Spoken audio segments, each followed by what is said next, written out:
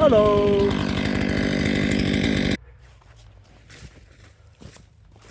Sorry about that, ladies and gentlemen. Yeah, 500i. Lots to talk to you about this saw, but let's just keep running it for a minute.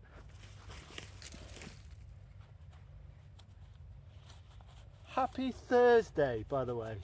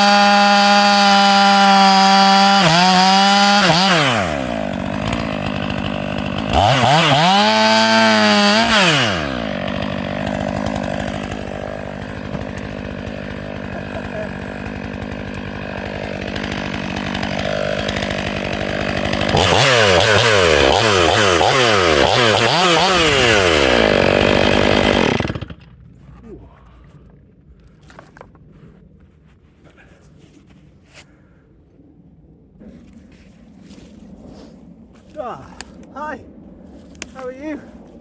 Turn you that way a bit. Come this way. Hi.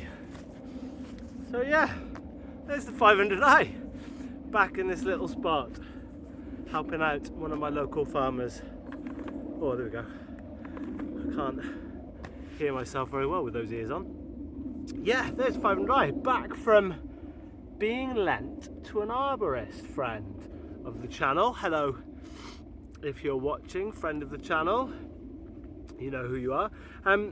Yeah, the interesting thing I wanted to talk to you about was pro arborists. I've always said, the few that I've worked with have said the same thing to me time and time and time after time. And that is the thing that's most important to them. Oh, well, no, I'll tell the story a different way. The first comment he gave back to me, well, he'd run 500s before, obviously. He just said, wow. He said, that chain is mega aggressive. He said, within half an hour, I could feel it in my fingers. And Alex, the arborist, said exactly the same thing. And it gave me something to think about, because us sort of silly hobby cutters, all we're interested in really is how fast the thing can cut. Knock the rakers down, crazy sharp teeth, or not that sharp in my case, but you know, all we want to do is how fast will it cut? And quite often that means low rakers. The striking thing seems to be about this hexa chain as well, that the rakers are low as stock. It's really aggressive, and that was what the guy who I lent it to said. Super aggressive, and he could feel it in his hands. So after a couple of sharpenings, what he was looking for was actually not to touch the rakers, and then for it to become less vibrating. So they're not worried about speed of cut. What they want is nice, smooth operating. Smooth operator. So yeah, what do we think, guys? It's really interesting running this. Let me pick you up. You don't want to look at me, do you? You want to look around. It's really interesting running this. Big up to Ron Smith and Co, by the way. It's really interesting running this, and I've also been doing a bit of limbing with the 572 again.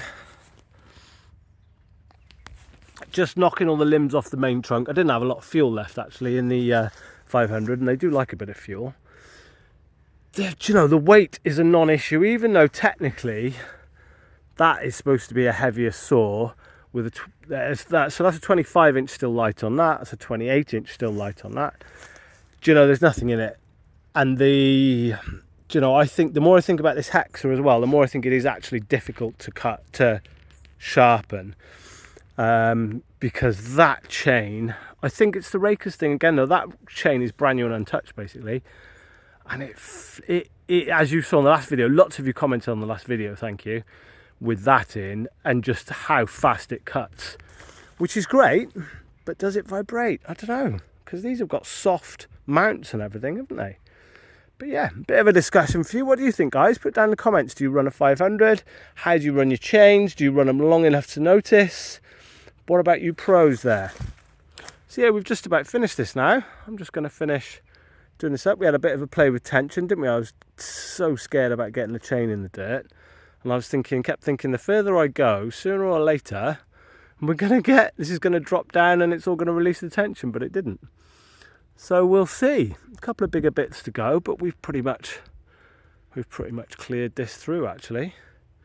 So yeah, beautiful evening after a few horrible rainy days. Classic Brit, talking about the weather. But yeah, hope you're all good, guys. Thanks for watching. Do like in all the comments and everything. And yeah, look forward to seeing you on the next video. Give us a subscribe if you're not subscribed already. Thanks very much, guys. Take it steady. Have a good cutting weekend.